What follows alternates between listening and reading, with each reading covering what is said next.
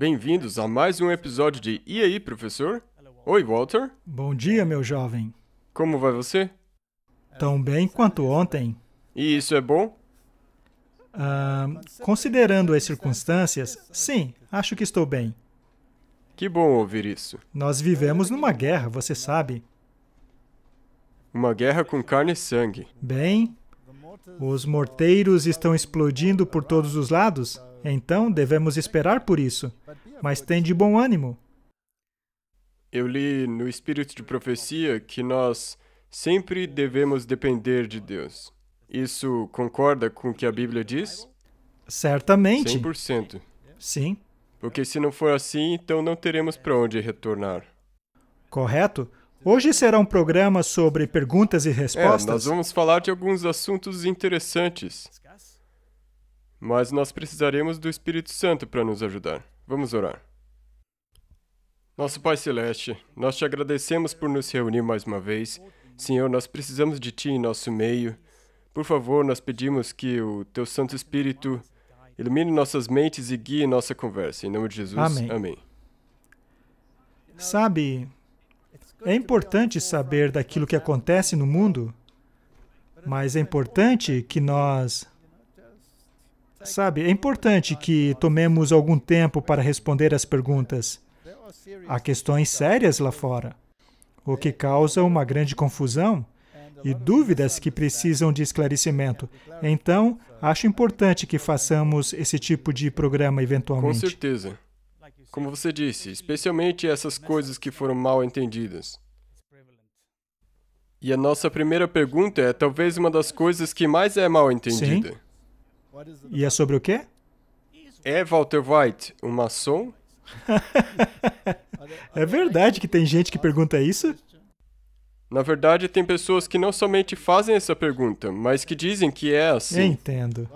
Bem, algum tempo atrás, havia um site que dizia que eu era um jesuíta, e há pessoas que dizem que eu sou maçom, porque, eventualmente, você sabe, eu uso muito minhas mãos para falar e às vezes acham que eu fiz algum tipo de sinal e acabam concluindo que sou maçom.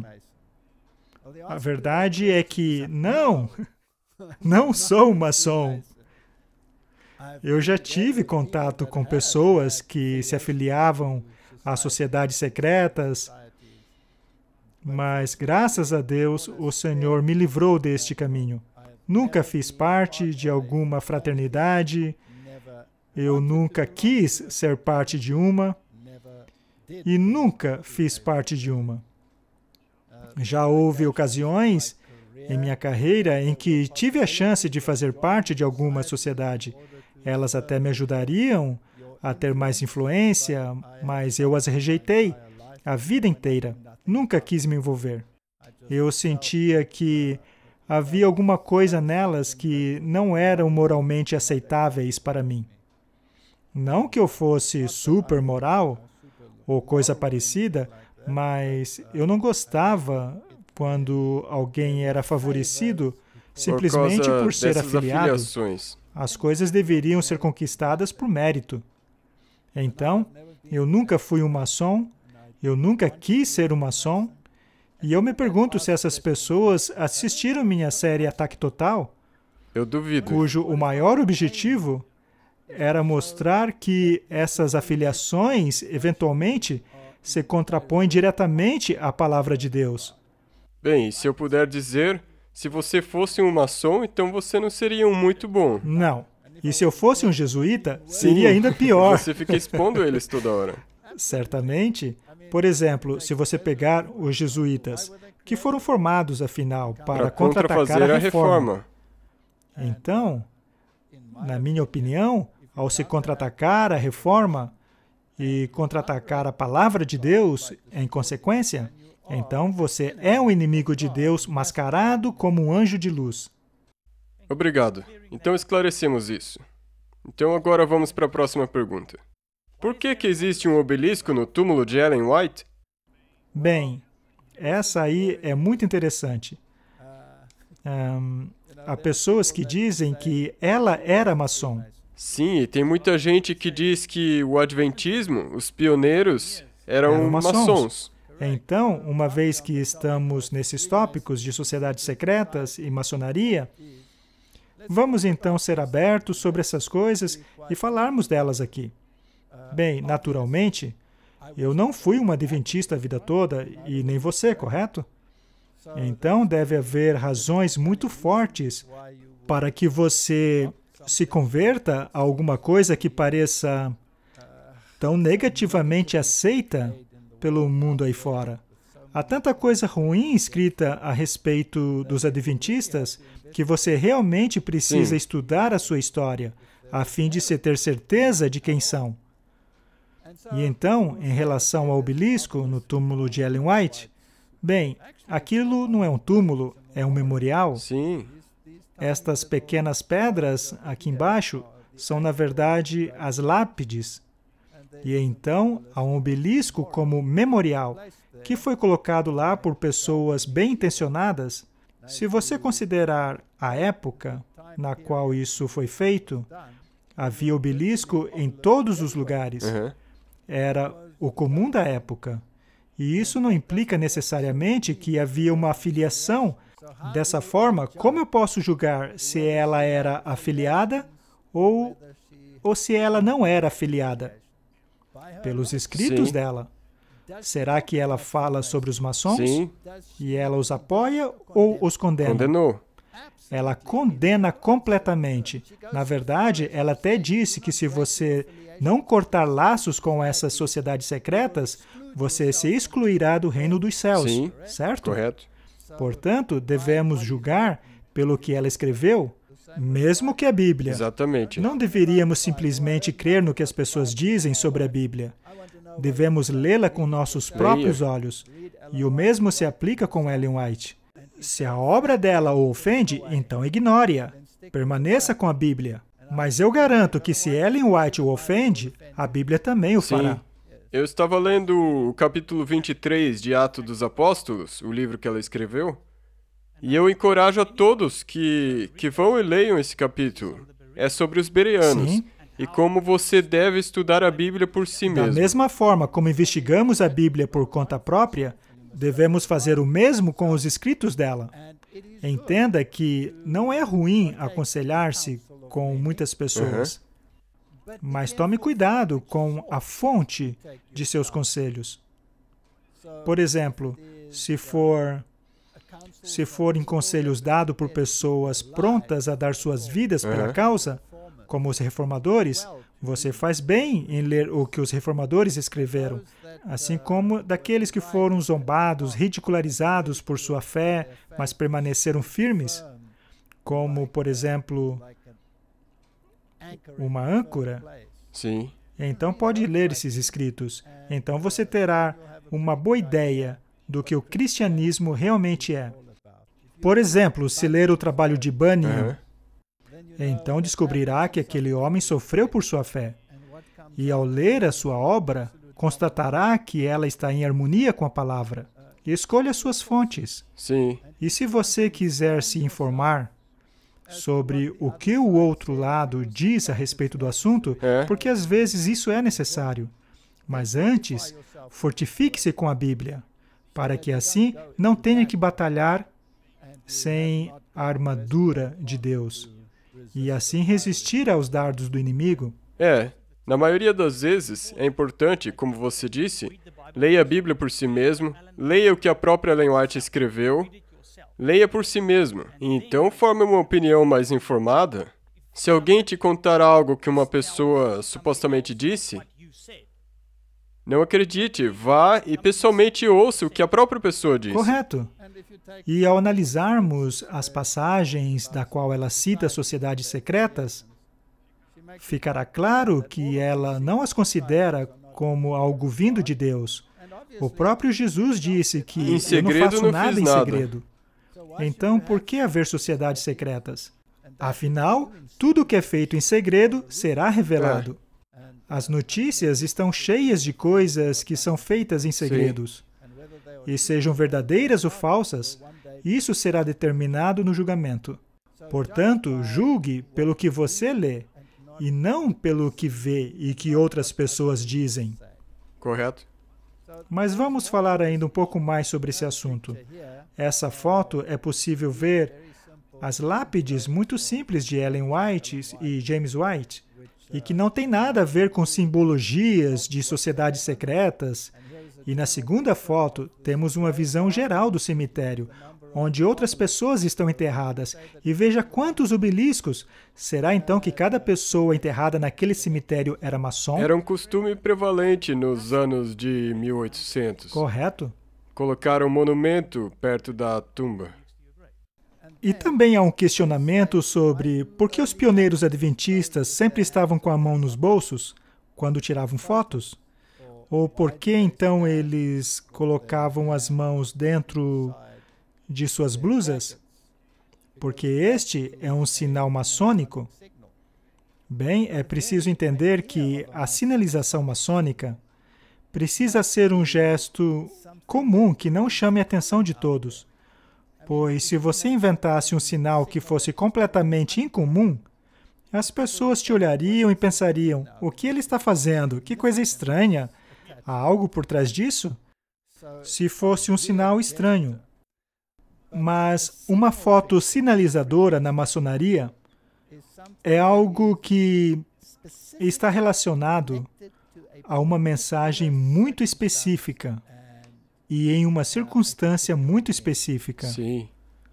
E existem fotógrafos específicos que tiram fotos em momentos muito específicos. Por exemplo, quando a foto é tirada quando eles estão prestes a apertar as mãos, e existe uma descrição acima a respeito de algo que está para acontecer. Esta é uma foto sinalizadora. Acontece que as pessoas fazem esses gestos o tempo todo, e isso não quer dizer que sejam maçons. E eu tenho certeza de que os maçons e membros de sociedades secretas nem sempre estão passando uma mensagem quando eles fazem esses gestos. Não, elas só estão usando as mãos. Por exemplo, se alguém tira uma foto bem na hora que eu estou fazendo isso aqui, aí vão dizer, nossa, o Walter é maçom. Não, é algo que acontece na conversa. Ou então, se eu estiver assim, por exemplo, ou Donald Trump, por exemplo, fazia isso o tempo todo, será que ele estava sempre fazendo sinalização maçônica ou era um hábito dele? Portanto, é necessário saber distinguir para saber quando realmente se trata de uma sinalização. Agora, voltando às fotos dos pioneiros, por que será que a maioria desses senhores faziam assim com a mão? Devemos levar a história em conta. O processo da fotografia no início era muito diferente daquilo que temos hoje. Hoje, tira-se uma foto em meio segundo. Mas naqueles dias, a exposição do filme fotográfico era longo. Às vezes, o filme fotográfico devia estar exposto à luz por 15 minutos, portanto, as pessoas precisavam ficar imóveis. E eles possuíam verdadeiros instrumentos de ferro, no qual prendiam a cabeça das crianças, e as prendiam em posições nas quais elas não poderiam se mover. E então, na pós-produção, eles pintavam aqueles instrumentos a fim de escondê-los, para que não aparecessem na foto final. Portanto, era comum que os antigos fotógrafos pedissem às pessoas que ficassem imóveis em uma pose específica, pediam que se apoiassem em alguma coisa, ou então que a mão ficasse presa ao peito, para que não se movesse, e então, parado por 15 minutos. E porque as crianças não conseguiam fazer isso, eles prendiam elas. Imagina só aquela cena. É por isso que ninguém sorria nessas fotos. Tirar foto não era divertido. E finalmente as coisas evoluíram, e essas coisas não eram mais necessárias, pois o processo evoluiu. Portanto, é necessário levar-se em conta o contexto histórico.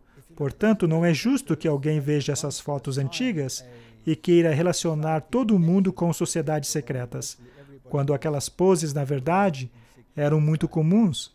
Então, calma lá.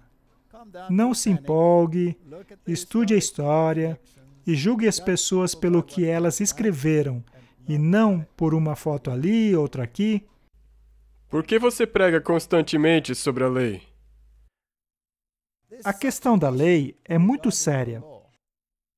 Ao se considerar as igrejas pelo mundo, o conflito sobre qual parte, qual é o papel da lei, é algo fenomenal.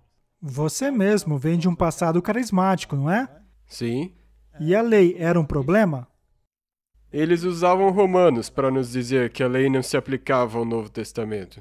Muito bem, então não há lei, certo? Não, só a lei do amor que Jesus pregou, as duas leis, ame seu próximo e ame a Deus. E a lei de Deus depende do amor. Sim. Mas deixa para lá, enfim. As pessoas reclamam que eu falo de lei o tempo todo. Fale sobre o amor de Jesus, não fale de lei. Sabe, eu acho que devemos gastar algum tempo nisso, pois esse assunto é muito confuso para algumas pessoas. Então, por que nós pregamos constantemente sobre a lei? Gálatas 3:24 diz, de maneira que a lei nos serviu de tutor, a fim de nos trazer para Cristo, para que pudéssemos ser justificados pela fé. Portanto, a lei é como nosso professor. Isso quer dizer que ela tem um papel muito importante. Quando vamos à escola, é para aprender, não é? Sim. E o que é que a lei nos ensina? Ensina que precisamos de Cristo. Portanto, a lei tem um papel muito importante. Aliás, se não fosse pela lei, não precisaríamos de Cristo. É. E se não fosse pela lei, Cristo nem precisaria ter morrido. Sim, correto? Vamos dar uma olhada nisso. Você disse que eles usam Romanos, não é? Sim. Para dizer que você não precisa guardar a lei. Bem, vamos a Romanos. Sabe, Martin, até Pedro reconhece que Paulo escreveu de um jeito que é difícil de entender. Sabe, eu me divirto quando vejo esses filmes modernos descrevendo personagens bíblicos. Eles normalmente se parecem como homens das cavernas, não é? E são descritos como esses retrógrados. Só que, ao mesmo tempo, são tão cultos que temos dificuldade em entendê-los, não é? E Pedro disse que as pessoas distorciam os escritos de Paulo para sua própria destruição, portanto, temos que ser muito cautelosos ao ler os escritos de Paulo, porque ele usa estilos muito interessantes e personificações. Ele personifica coisas. E você tem que seguir o seu argumento da causa ao efeito, a fim de compreender o que ele está dizendo. Pois se você tirar um verso de seu contexto, você então terá problemas. Ele é um homem tão culto que às vezes ele cita outras pessoas. E se você tem que saber que ele está citando outras pessoas, senão você pode pegar aquele texto e achar que Paulo falou ele cita aquilo. ditados e dizeres de filósofos para então reprová-los. Sim. E caso você não entenda que ele os está reprovando, pode pensar então que ele está concordando com eles. Especialmente se você for ao modo bereano. Quando ele foi a Atenas, ele falou... Na verdade, ele usou algum dos provérbios que os sábios usavam e o que pode te confundir muito se você não souber o que ele está dizendo. Muito bem, vamos para Romanos 3. O verso de início é: que vantagem, pois, tem o judeu? Ou que vantagem da circuncisão? A questão é, essas coisas não haviam acabado? Sendo assim, que vantagem há em ser judeu? Que vantagem há em conhecer o sistema sacrificial, a lei cerimonial, os rituais? Qual é a vantagem de tudo isso se já haviam acabado? Essa é a questão. Qual seria a vantagem de ser judeu? Ou qual seria a vantagem da circuncisão? E a resposta dele é muita. Ok. Não era algo para ser varrido do mapa e esquecido? Havia uma grande vantagem, primeiramente porque os oráculos de Deus haviam sido dados aos judeus. Os judeus receberam os oráculos de Deus, o que inclui a lei. Sim. E, portanto, haviam vantagens, Sim. de acordo com Paulo, Uhum. e não um demérito. Deus nunca cometeu um erro ao dar a lei. Correto? Porque alguns não creram, deveriam então a descrença deles invalidar a fé de Deus? De maneira nenhuma, Deus seja sempre verdadeiro e todo homem mentiroso, como está escrito, para que seja justificado em suas palavras, e venças quando fores julgado. Portanto, temos elementos de julgamento aqui. E qual seria a norma do julgamento? Bem, certamente são os oráculos de Deus. Correto? E se nossa injustiça for causa da justiça de Deus, o que diremos? Porventura Deus será injusto, trazendo ira sobre nós? Aqui eu falo como homem. Qual é a situação, então? Somos justos ou injustos? Injustos. Injustos. E caso Deus diga que somos injustos, ele é mentiroso? Não. Você só diria tal Correto. coisa se você fosse Satanás, porque Deus é justo, verdadeiro, e deu aos judeus os seus oráculos, e disse que somos pecadores. E é isso que nós somos, gostemos ou não. Portanto, ele diz, de maneira alguma, de outro modo, como julgará Deus o mundo? Essa é uma pergunta muito importante. Se você for julgar o mundo, então deve haver uma norma para o julgamento. Exatamente. Ele quer estabelecer uma premissa aqui. Estaria ele negando as coisas judaicas? Não, na verdade ele exaltou-a. Aham, muito bem. Mas se pela minha mentira abundou mais a verdade de Deus para a glória dele, por que eu sou então julgado como um pecador? Ele usa aqui um contraste personificado. O que ele quer dizer é que a vida dele, na verdade, é uma mentira e que Deus é absolutamente justo. Sou julgado como pecador, pois é isso que sou. Minha condição é de pecador. Deus diz a verdade. Ao afirmar que sou pecador, Deus irá julgar. E o juiz diz que eu sou um pecador.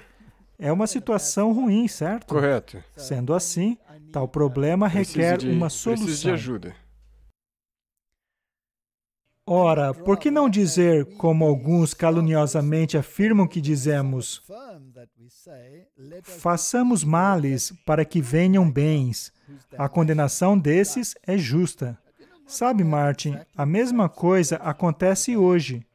Há pregadores que dizem que, e eu escutei com meus próprios ouvidos, que se você guarda a lei, você está pecando. Já ouviu isso? Sim, já. Que guardar a lei de Deus é pecado. Porque você estará, na verdade, quebrando a lei de Jesus. Correto. Então você tem que quebrar a lei a fim de ser justo. Que loucura! Então, continuando. E por que não dizer, como alguns caluniosamente afirmam que dizemos, assim como nos dias de hoje também, façamos males para que venham bens, a condenação desses é justa. Ou seja, se você disser que ao guardar a lei você está pecando, então é melhor você abrir o olho, pois a sua condenação é certa.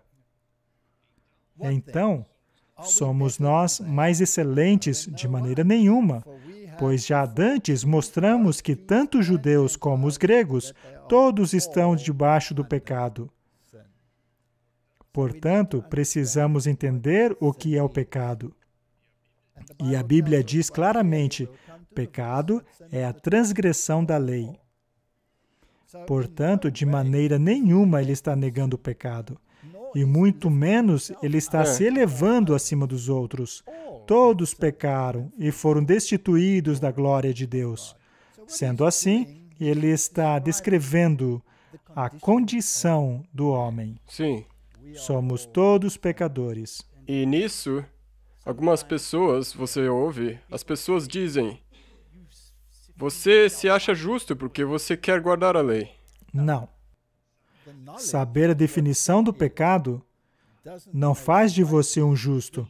O agir é algo que também é importante, A epístola de Tiago toda é sobre Sim, isso. e ainda restabelece que todos estão sob o pecado. Debaixo do pecado. Como está escrito, não há um justo sequer.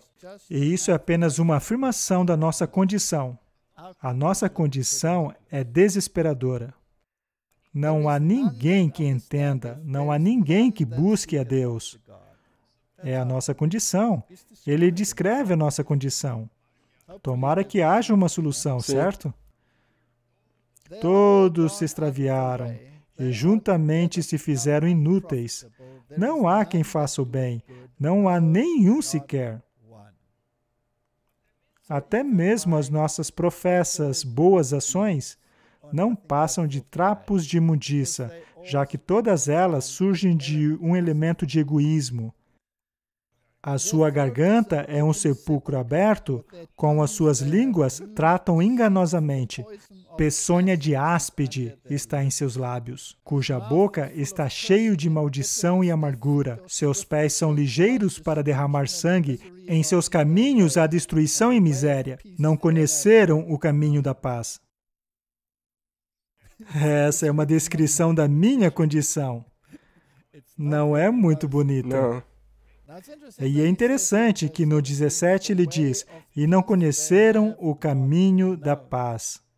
E se for ao Salmo 119, é dito, grande paz tem aqueles que amam a sua lei.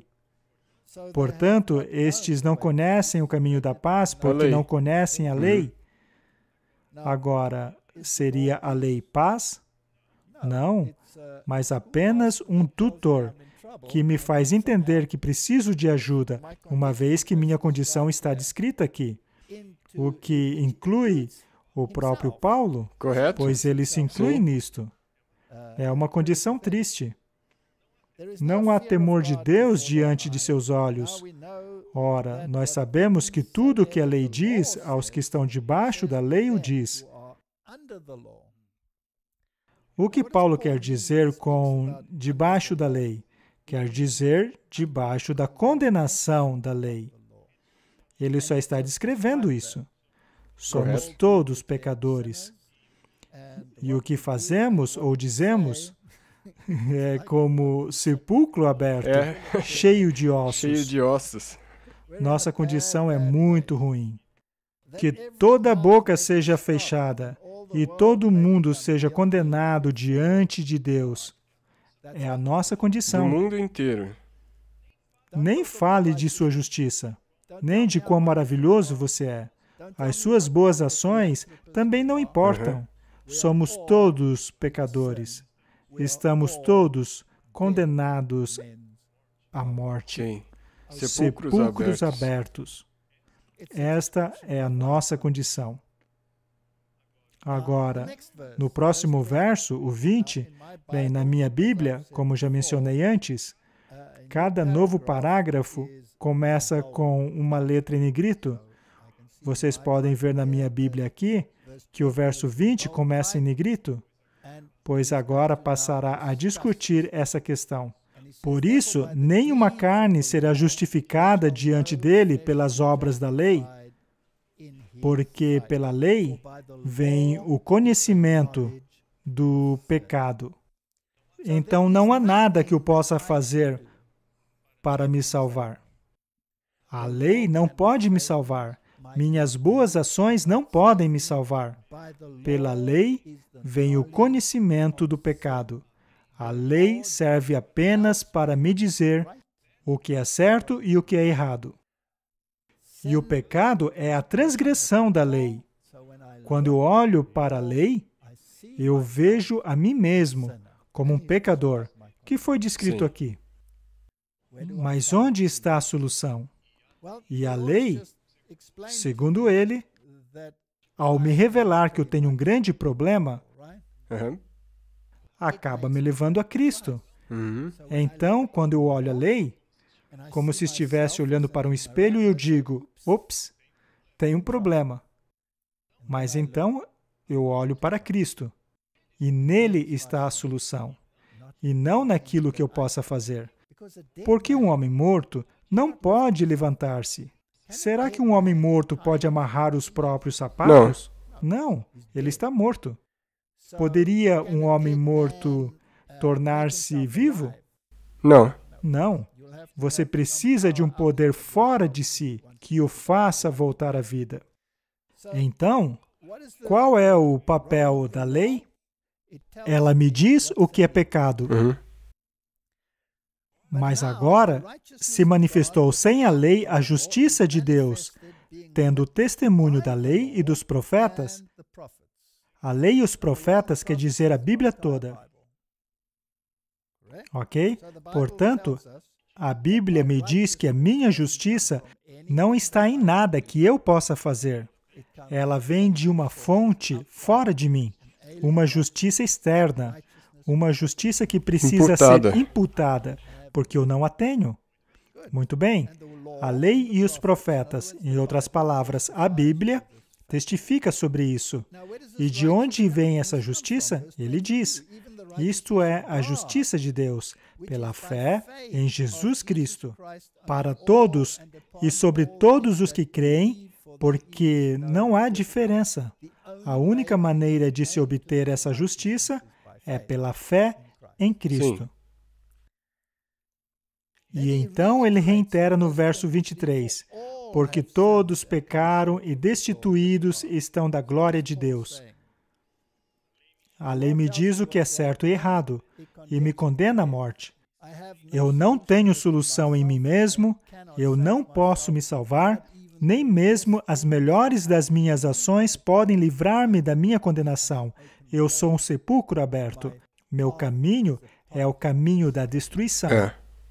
Mas a lei, como doutor, me conduz a Cristo, pois a solução está nele. É Ele que me imputa a justiça, porque somos todos pecadores destituídos da glória de Deus. E como ser justificado? No verso 24, sendo justificado gratuitamente pela sua graça, pela redenção que há em Cristo Jesus. É um presente. De graça. De graça. E é em Cristo. E não em qualquer outro lugar. Verso 25. Ao qual Deus propôs para a propiciação pela fé no seu sangue, para demonstrar a sua justiça, pela remissão dos pecados antes cometidos, sobre a paciência de Deus. É um presente de Deus. É através da justiça dele. É através da fé em seu sangue. E é aí que entra o protestantismo, pois o catolicismo nega esse fato, pois diz, não pela fé, mas pelas suas obras. Mas não, somos salvos pelo sangue do Cordeiro, e não por causa de nenhuma justiça que haja em nós, ao qual Deus propôs para propiciação pela fé no seu sangue. Essa é a solução. Para demonstrar a sua justiça pela remissão dos pecados antes cometidos, sobre a paciência de Deus. É Deus quem é bom, não eu. É Ele que limpa os meus pecados. É Ele que me concede justiça que não está dentro de mim. É um presente. Sim, e é Ele que te habilita a ter o arrependimento. Correto? Para demonstração da sua justiça. Neste tempo presente, para que Ele seja justo e justificador daquele que tem fé em Jesus. A salvação é pela fé no sacrifício redentor de Cristo. Portanto, é Ele que não apenas justifica, mas santifica. E o motivo para orgulhar-se é excluído. E por qual lei? Das obras? Não, mas pela lei da fé. Então, como eu sou salvo? Pela fé, ok? Pelas obras? Não. Eu sou salvo pela fé, Sim. no sangue de Jesus. Portanto, concluímos que o homem é justificado pela fé sem as obras da lei. Não há nada que eu possa fazer para me salvar. É somente pela fé. Mas agora vem o X da questão. Mas será que ele é Deus somente dos judeus? Não seria também dos gentios? Sim, certamente também dos gentios. Bem, de acordo com alguns, os gentios tiveram uma dispensação totalmente nova. O antigo sistema de tipos e sombras foi totalmente removido e Cristo tornou-se a realidade. Mas ele era o Deus dos judeus. Sim. E o Deus dos gentios. Agora, a próxima pergunta é importante. Visto que Deus é um só, que justifica pela fé a circuncisão, como é que os judeus são salvos? Pela fé. Pela fé, não pelas Não. obras. E da incircuncisão, pela fé. Então, como os gentios são salvos? Do mesmo jeito. Pela fé. Anulamos então a lei por causa da fé? De jeito nenhum. Antes estabelecemos a lei. O problema não é a lei. Não, é a fé. O problema sou eu. É. Eu sou pecador. Então, a lei não me salva. Não. A lei é um tutor. Ela mostra que a minha condição é terrível e que devo me voltar para Cristo a fim de escapar da condenação da lei, que é a morte Correto. eterna. Mateus 5,17 diz: Não pensem que vim destruir a lei ou os profetas. Eu não vim abrogá-la, mas cumpri-la. Ou seja, a lei, os primeiros 5 livros da Bíblia, que incluem os 10 mandamentos, não acabou.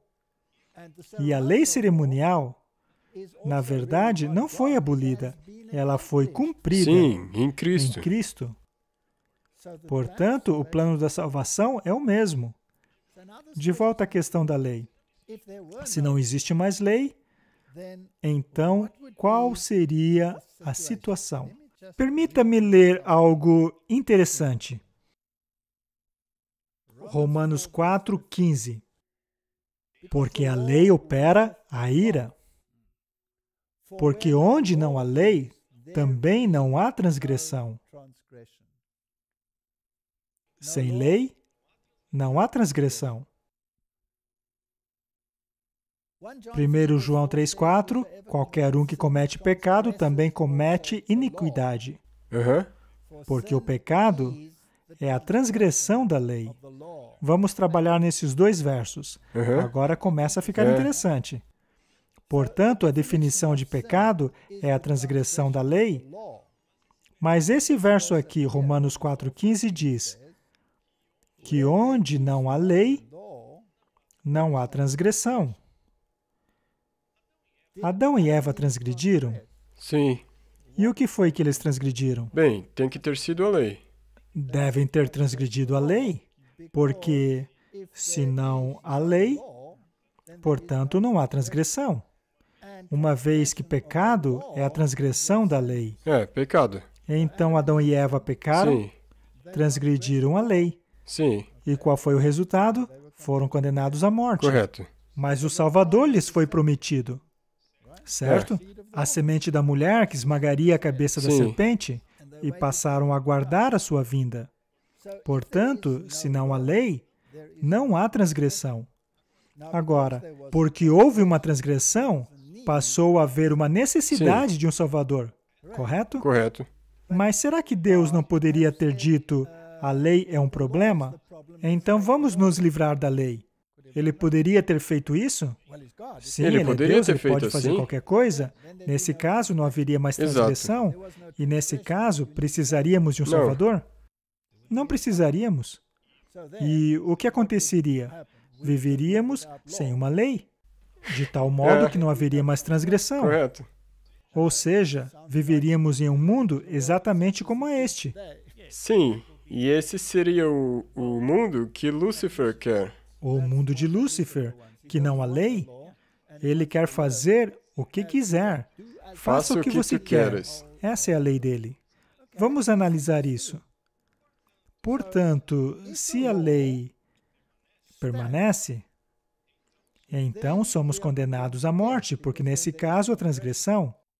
E se há transgressão e você quer ser salvo, você precisa de um Salvador.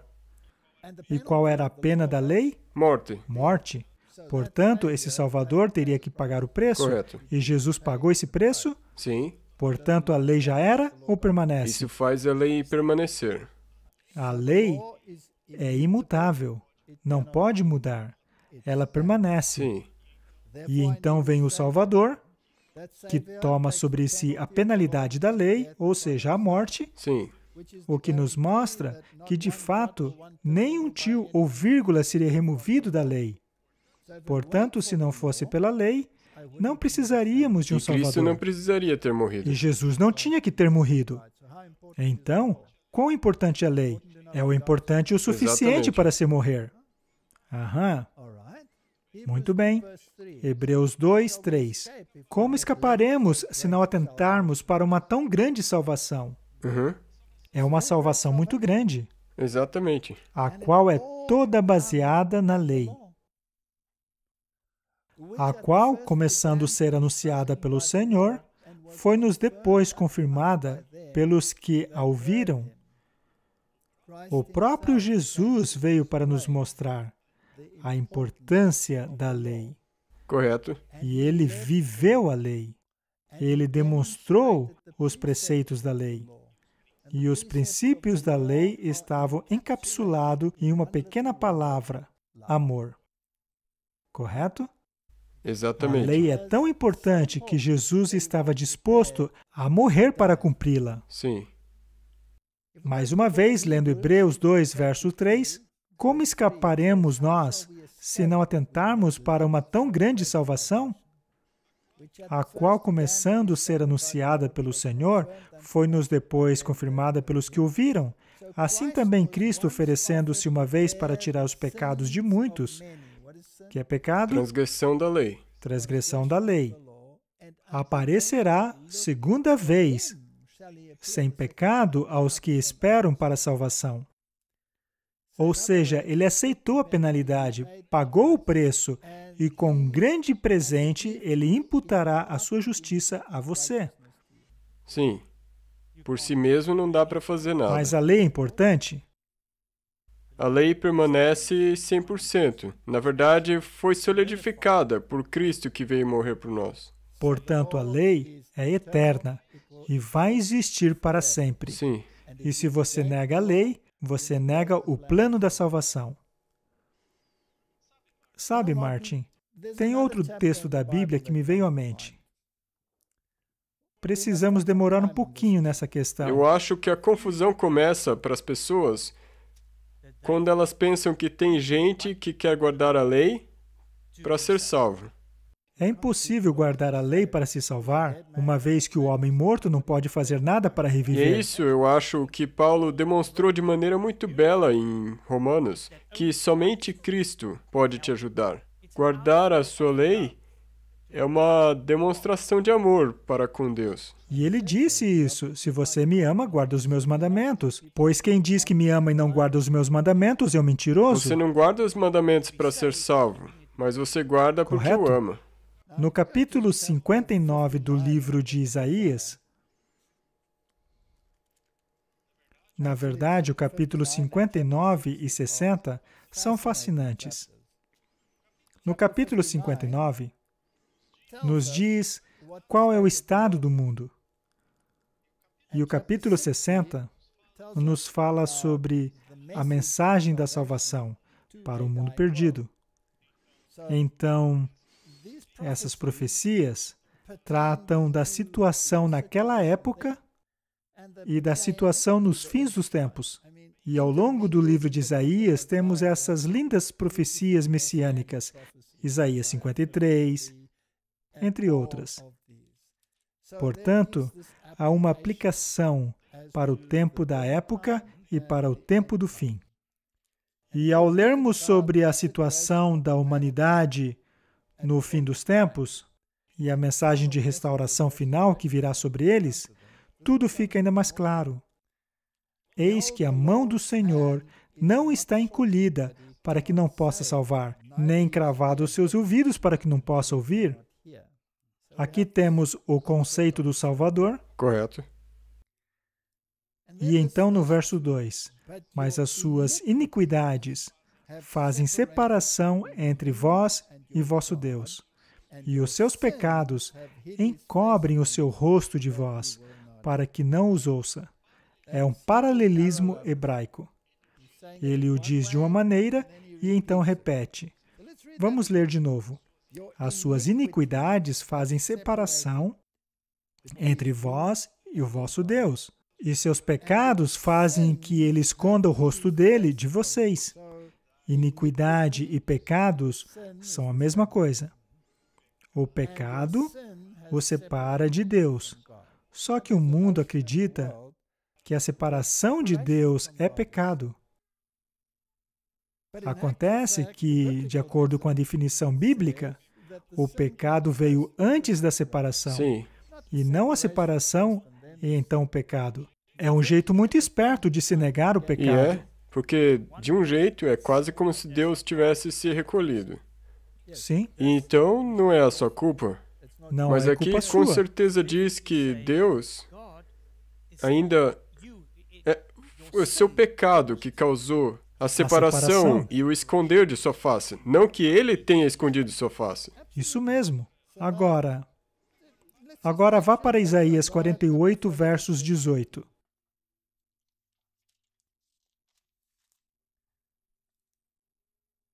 Lá diz, se tivesses dado ouvido aos meus mandamentos,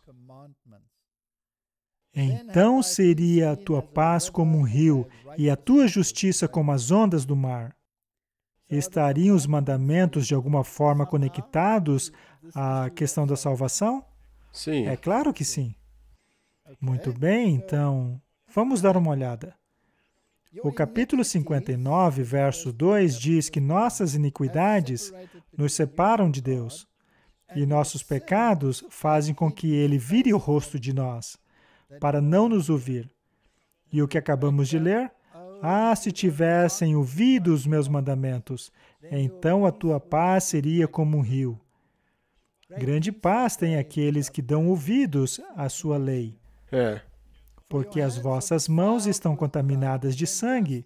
Assim como Paulo descreveu a nossa condição, também o profeta Isaías descreve a condição do homem. Ela também é descrita aqui. O verso 3 fala de iniquidade, de mentiras. O verso 4 diz que não há justiça, que não há ninguém que preste atenção à verdade. Diz que falamos mentiras, que concebemos o mal, damos luz à iniquidade. Parece um mundo moderno, não é? Chocam ovos de basiliscos e tecem teias de aranha. O que comer dos ovos dele morrerá, e quebrando-os sairá uma víbora. Veja que é uma linguagem muito poética, que revela a nossa condição. É triste. Verso 8. Não conhecem o caminho da paz, nem da justiça. Sim. Percebe que Paulo praticamente estava citando Exatamente. Isaías? E o verso 11 diz, todos bramamos como ursos e continuamente gememos como pombas, esperando pelo juízo que não há, pela salvação, mas está longe de nós. Hoje em dia, nós não estamos esperando o Messias, Um salvador que terreno. vem para restaurar esse mundo. Essa também é a condição atual da humanidade. Verso 14. Por isso o direito se tornou atrás e a justiça se pôs de longe, porque a verdade anda tropeçando pelas ruas e a equidade não pode entrar. O que é a verdade? Jesus disse, eu sou o caminho, a verdade e a vida. Todos os teus mandamentos são verdade. A tua lei é A verdade. tua palavra é a A tua verdade. palavra é verdade. Verso 15. Sim, a verdade desfalece, e quem se desvia do mal arrisca-se a ser despojado. E o Senhor viu e pareceu mal aos seus olhos que não houvesse justiça. E vendo que ninguém havia, maravilhou-se de que não houvesse um intercessor. Sem um intercessor, a nossa causa é perdida. Na verdade, em minha Bíblia, há uma pequena estrela próximo ao verso 16. o que nos diz que se trata de uma profecia messiânica. Portanto, precisamos desse Salvador. E então vamos terminar lendo o 19 até o 21. Então temerão o nome do Senhor, desde o poente e a sua glória até o nascente do sol. Vindo o inimigo como uma corrente de águas, o Espírito do Senhor alvorará contra ele a sua bandeira. E virá um Redentor a Sião, e aos que em Jacó se converterem da transgressão, diz o Senhor. Portanto, um estandarte será levantado contra o mal. E o que nos revela o que é mal? A lei. A lei, pois pela lei vem o conhecimento do pecado. Sim. Portanto, ele dirá às pessoas, com licença, existe um monte de maldade no mundo porque vocês Sim. estão... Transgredindo a lei. Sim, pois paz há para os que guardam os mandamentos. Sua paz seria como um rio. E então há essa promessa no capítulo 60, que diz que haveria um remanescente, no fim dos tempos, que levantaria esse estandarte e diria ao mundo qual é o coração do problema. Levanta-te e resplandece, porque vem a tua luz, e a glória do Senhor vai nascendo sobre ti. Porque eis que as trevas cobriram a terra, e a escuridão os povos. Mas sobre ti o Senhor virá surgindo, e a sua glória se verá sobre ti. E os gentios caminharão à tua luz, e aos reis o resplendor que te nasceu. Levanta em redor dos seus olhos e vê, todos esses já se ajuntaram e vêm a ti. Teus filhos virão de longe e as tuas filhas serão criadas ao teu lado. Então verás e serás iluminado, e o teu coração se estremecerá e se alargará, porque a abundância do mar se tornará a ti, e as riquezas dos gentios virão a ti. Esta é a mensagem final, que seria levada por um remanescente, e muitas pessoas no mundo responderiam. Verso 10, e os filhos dos estrangeiros edificarão os teus muros, e os teus reis te servirão. 11, e as tuas portas estarão abertas de contínuo, nem de dia nem de noite se fecharão, para que tragam a ti as riquezas dos gentios, e conduzidos com eles os seus reis, porque a nação e o reino que não te servirem perecerão. Sim, essas nações serão de todo assoladas. Há apenas uma solução. Você precisa servir Deus, ou seja, precisa voltar em harmonia à lei dele. Agora, após termos falado sobre esta restauração final, no capítulo 61, somos informados que tudo isso é possível somente em Cristo. Correto. E há essa sessão maravilhosa que o próprio Jesus leu ao anunciar a sua messianidade. Pois o Espírito do Senhor Deus está sobre mim, porque o Senhor me ungiu para pregar as boas novas aos mansos e enviou-me a restaurar os contritos de coração, a proclamar liberdade aos cativos e abertura de prisão aos presos, a pregoar o ano aceitável do Senhor e o dia da vingança do nosso Deus, a consolar todos os tristes, a ordenar acerca dos tristes de Sião, que lhe se dê glória em vez de cinza, óleo de alegria em vez de tristeza, vestes de louvores em vez de espírito angustiado, a fim de que se chamem árvore de justiça, plantações do Senhor, para que Ele seja glorificado. A solução é essa. É o Messias que nos salvará, não a lei. Não. Mesmo assim, precisamos estar em harmonia com a lei de Deus. Correto. Ela volta. Vem de Jesus, mas volta para a lei. Portanto, é possível falar da salvação excluindo a lei? Não. Não. Ainda assim, as pessoas são tão confusas sobre isso que chegam até mesmo a dizer que Jesus foi transgressor da lei. Correto. Vamos dar uma olhada nisso. Veja essa pergunta. Se Jesus guardou o sábado, por que é dito em João 9, 14, 16 e Mateus 12, 1 a 8, que Jesus quebrou o sábado. Mateus 15:3. Mas ele respondeu a eles: porque vocês também transgridem os mandamentos de Deus com as suas tradições? Porque deixando o mandamento de Deus, retendes a tradição dos homens, como lavar dos jarros e dos copos, e fazeis muitas coisas semelhantes a essas. Jesus diz até que vocês me adoram em vão, ao ensinarem mandamentos de homens como se fossem doutrinas. Então, será que Jesus realmente violou o sábado? Não.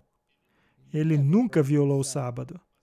Mas a maneira como Jesus guardava era contrária à tradição deles, pois a tradição deles eram leis inventadas por homens, a fim de aumentar, pensavam eles, as diretrizes de Deus.